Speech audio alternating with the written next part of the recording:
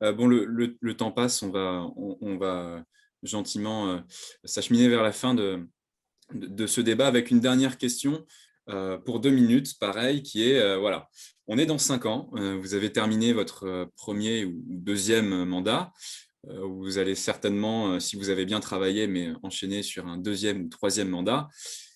Et voilà, de quelles mesures, ou peut-être une ou deux mesures, vous êtes là où le plus fier en matière d'écologie dans 5 ans. Gilles Maudroyer, peut-être.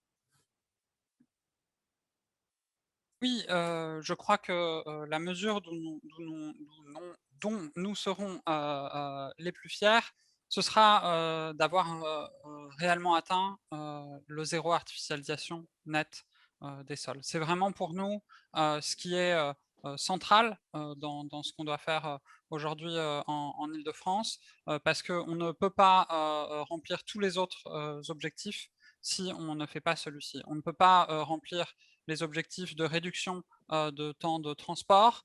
On ne peut pas remplir les objectifs de préservation des terres agricoles qui sont indispensables au changement du modèle agricole qui, lui, est aussi indispensable au changement du modèle d'alimentation et ensuite du traitement des déchets. Il y a aussi une autre mesure, puisque vous nous avez dit qu'on pouvait en évoquer deux, dont je voudrais parler, et qu'on n'a pas évoqué, qui est que nous défendons avec la liste de Clémentine Autain la création d'un service public du recyclage et du réemploi, avec notamment l'aide à la mise en place de recycleries partout sur le territoire, avec la mise en place aussi d'un chèque réparation qui permettrait de revenir un peu en arrière sur une des évolutions quand même qu'il y a eu au cours de ces 30 dernières années, qui est qu'on a complètement renoncé à la réparation de beaucoup des biens que nous utilisons dans la vie courante, hein. Il est devenu, pour des raisons financières et pour des raisons d'évolution technologique, extrêmement difficile de réparer, par exemple, des objets comme sa télévision. Il y a des chiffres qui sont sortis ce matin sur ce sujet d'ailleurs, donc c'est assez d'actualité. Donc nous voulons créer ce service public afin qu'en Île-de-France, on cesse justement de produire une grande partie des déchets, notamment électroniques, que nous produisons aujourd'hui, pour réparer plus souvent les biens que nous utilisons. Merci. Jean-Philippe Dugouin-Clément.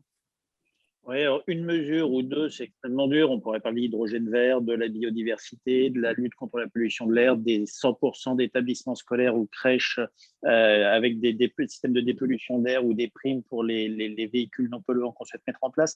Au fond, moi, j'ai pas envie de parler d'une mesure. J'ai plutôt envie de parler d'une situation.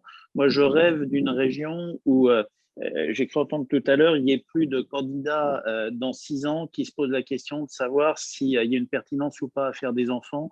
Je trouve que c'est un signe de crainte, un signe de peur, un signe de ne pas croire en l'avenir.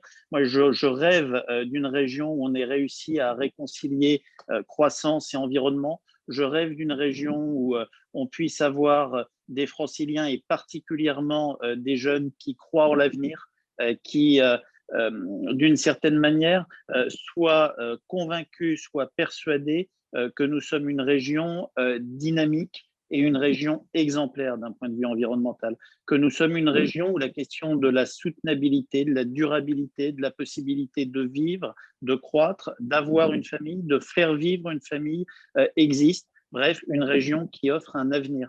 Moi, je suis aujourd'hui frappé de cette espèce de morosité ambiante qu'on connaît tous, qu'on traverse tous. Et moi, je pense que fondamentalement, le combat environnemental, c'est un combat qui doit permettre de redonner confiance en l'homme.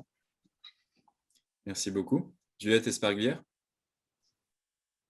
Simplement, dans 5 ans, j'aimerais qu'on puisse se dire que la région Île-de-France a entendu ses enfants. Nos enfants étaient dans la rue pour le climat. Ils étaient en colère. Ils étaient peut-être pas toujours positifs, mais ils avaient raison. Et je voudrais qu'à l'issue de ces 5 ans, on puisse se dire, OK, on a fait le maximum. On n'est pas resté dans le conservatisme. On n'a pas essayé de défendre des bilans. On a fait notre maximum et ce maximum a produit quelque chose. L'objectif, il est très clair, on le connaît très bien, c'est le zéro émission net. Ça veut dire quoi? Ça veut dire quasi zéro ou zéro d'émissions de CO2 issues des énergies fossiles et émissions zéro, voire émissions négatives issues des terres, donc des secteurs terres. Donc voilà, la feuille de route, on l'a. Il faut qu'on le fasse maintenant. Et si effectivement c'est la lettre de souhait, ma lettre de souhait, c'est celle-là. Pour deux raisons. La première, évidemment, c'est celle qu'on connaît tous, c'est l'urgence climatique, c'est nos engagements qui sont issus de la COP21, c'est les engagements qui ont été déclinés dans la loi, qui sont actuellement d'ailleurs déclinés dans la loi de lutte contre le dérèglement climatique. Donc, et puis ils ont été aussi déclinés dans la loi en 2017. Donc tout ça, on sait, on a à le faire, c'est une obligation légale. Mais c'est aussi un enjeu citoyen, c'est aussi un enjeu démocratique.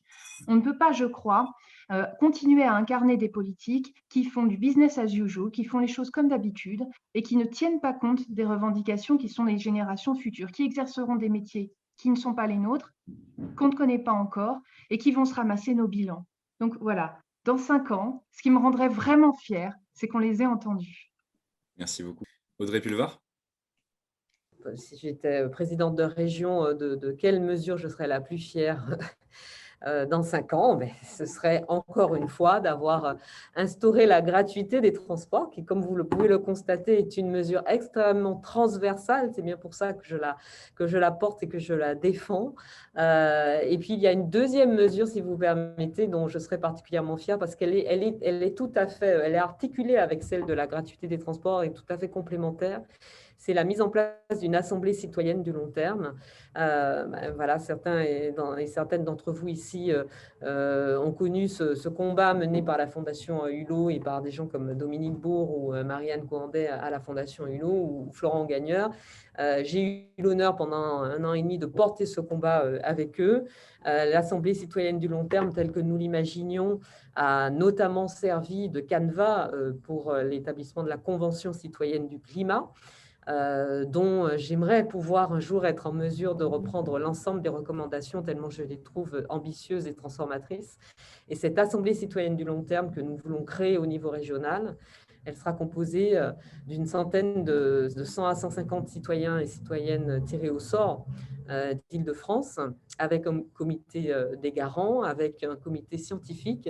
Ce sera une instance indépendante du conseil régional, ce en quoi elle sera différente du Césaire, et dont la mission sera de vérifier la conformité des décisions, des politiques publiques menées, des décisions structurelles prises par la région, leur conformité avec les intérêts du long terme, donc de la préservation de l'environnement et de la biodiversité. Et cette Assemblée citoyenne du long terme va prendre en compte ce que je vous disais au début, c'est-à-dire le principe de non-régression, que nous aussi, nous nous engageons sur la liste Île-de-France en commun à mettre en œuvre. Et en plus, nous voulons créer des indicateurs des limites planétaires pour vérifier que la région que je présiderai et que cette Assemblée citoyenne du long terme préserve ces limites planétaires. Donc voilà, si j'arrivais à mettre en place ces 2 grandes mesures, gratuité des transports et Assemblée citoyenne du long terme, je considérerais avoir fait une partie de ma part pour contribuer à la réduction de notre empreinte et de notre prédation sur notre environnement. Julien Bayou, le mot de la fin. Oui, merci encore d'avoir organisé ce débat. Moi, je ne vais pas forcément insister sur une mesure, mais sur 2 personnes. On parlait de la génération climat. Moi, j'ai Élodie Bouzide, membre de cette jeunesse, de cette génération climat qui est sur la liste, qui a 18 ans, qui demain sera élue. Et c'est vrai que c'est important puisque finalement, on agit pour son avenir, pour leur avenir. Et puis Annick Pata, qui est membre de la Convention citoyenne pour le climat, conventionnelle des Yvelines, et qui demain sera la garante de la mise en œuvre de ces propositions ambitieuses, réalistes pour le climat dans la transition, dans la justice sociale. La traduction en acte de la Convention climat, c'est le zéro artificialisation, évidemment. C'est la rénovation thermique. On a besoin de lycées rénovés. C'est les transports accessibles et ponctuels. C'est une agriculture sans pesticides, au contraire, qui nourrit plutôt les cantines de nos lycées en bio. C'est la réduction de l'avion au bénéfice du train. C'est la réduction de la publicité. C'est l'amélioration de notre santé contre toutes les pollutions de l'air. J'ai parlé de la pollution des sols, le bruit et les pollutions lumineuses. Au contraire, la protection des trames vertes, bleues et noires, la protection des arbres et une région amie des animaux et de la biodiversité. dans 5 ans, nous aurons rétabli le soutien aux associations pour leur fonctionnement, plutôt que de les soumettre à des appels d'offres qui assèchent leur dynamisme. On aura rétabli des emplois tremplins pour la jeunesse, pour les associations, pour l'économie sociale et solidaire. Et si je dois vraiment parler d'une mesure en particulier, eh bien, c'est le fait de planter un arbre par naissance d'enfant, avec le fait de pouvoir localiser cet arbre pour que l'enfant, plus tard, puisse aller le voir avec ses parents, grandir avec lui et tisser finalement un lien sensible avec le vivant. C'est évidemment une mesure pédagogique, une mesure symbolique, mais finalement également très, très concrète. Et pour tout le reste, c'est sur idfecologie.fr. Merci beaucoup, merci à tous. Hein, vraiment, le modérateur que je suis est plutôt très content, parce que vous ne m'avez même pas laissé la chance d'avoir été méchant. Donc, bravo à vous, vous avez bien respecté les règles. Mais pour finir, je vais demander à Muriel Martin-Dupré, donc coprésidente de FNE Île-de-France, de nous résumer un peu les grandes tendances qu'elle a senties à travers ce débat. Voilà, Muriel, c'est à toi pour… Bon, je serai brève parce qu'on a déjà largement, malgré ton talent, dépassé le temps. Je dirais que si on mettait bout à bout tout ce que vous avez dit les uns et les autres, les têtes de liste ou leurs représentants, on cocherait toutes les cases et on aurait une région idéale. Bon, malheureusement, ce n'est pas le cas, mais j'ai senti quand même une grande convergence dans le fait que le SDRIF et l'exercice de sa révision allaient être un outil absolument indispensable pour essayer de faire rentrer toutes les bonnes intentions et les bons objectifs que vous avez cochés les uns et les autres. Et notamment, bon, j'ai entendu une ambition pour ce SDRIF, utiliser les friches, doter les centres-bourgs d'activités économiques, donc toute une série de choses qui s'égrènent dans les programmes des uns et des autres, mais qui convergent dans cet exercice qui devrait être, à mon avis, un exercice de co-construction avec les corps intermédiaires et avec les citoyens et avec les collectivités pour ce prochain SDRIF. Je dirais que sur un certain nombre de sujets qui sont importants pour nous, on sent une convergence sur le ZAN, sur le ZEN, sur un certain nombre de principes pour que les déchets n'envahissent pas notre grande couronne et qu'on ait des attitudes plus citoyennes. Ce qui m'a réconforté, c'est de voir que finalement, on avait une convergence sur cette préservation de nos espaces naturels, sur la limitation des incinérateurs, sur le renforcement des lignes existantes plutôt que la création de nouvelles lignes et l'investissement sur la qualité des transports et des transports du quotidien, des transports collectifs, qu'on convergeait également sur la diminution du trafic aérien, et là, il y a eu une unanimité quasiment exceptionnelle, et que je dirais que sur le tri à la source et sur je dirais une tarification plus incitative et plus juste, on avait des points de rencontre. Donc, je sais que ce genre de débat est très frustrant parce que vous êtes là, spectateurs, et que vous avez mis un nombre infini de questions sur le chat. Ça va être notre travail à FNE Île-de-France que d'essayer de sortir quelques éléments et de revisiter nos objectifs du livre blanc en fonction de tout ce que vous avez dit les uns ou les autres. Dans les questions qui étaient bien sûr lapidaires et qui vous mettaient mal à l'aise, c'est-à-dire les pour ou contre, je considère que sur la gare de Gonesse, il y a moitié-moitié, et puis c'est bien français, il y a ceux qui sont peut-être bien pour, peut-être bien contre, et que grosso modo, on est quand même dans une interrogation sur est-ce vraiment la bonne réponse au développement du nord-est du Val d'Oise. Sur la gratuité des transports, qui est le mantra de Madame Pulvar, je pense que les autres partenaires, tout en convergeant sur la nécessité de tarification plus juste, se rendent compte qu'il y a peut-être un peu d'utopie dans cette proposition, mais elle est recevable, et qu'en tout cas, tout ce qui est intermodalité, rééquilibrer le réseau, remettre le poids sur la marche et sur le vélo et sur les transports du quotidien, on est à peu près d'accord. J'ai noté aussi qu'on préfère que le ERB soit rénové plutôt que de faire le CDG Express. Ça, j'ai trouvé qu'il y avait pas mal de convergences. Et sur la gare d'Austerlitz, qui était aussi une question-réponse un peu lapidaire, eh ben, j'ai considéré qu'il y avait une forte majorité pour dire ce projet doit être révisé, il ne peut pas être conduit en l'état. Et je pense que c'est la même attitude pour la gare du Nord, puis même si elle est moins porteuse de création de mètres carrés de bureaux, le gigantisme du centre commercial fait qu'on met tous ces projets de rénovation de gare qui devraient être faits pour le service des usagers et pas pour accroître la surconsommation dans le même plan des projets qu'on veut jeter derrière les poubelles. Voilà.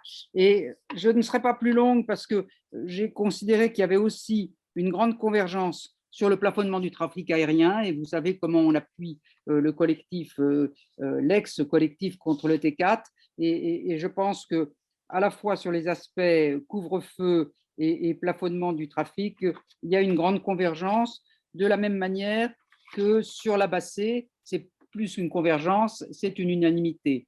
Alors la question, c'est pourquoi lorsqu'il y a des convergences et l'unanimité, on n'arrive pas à passer à l'acte et que finalement les décisions se perdent dans les sables.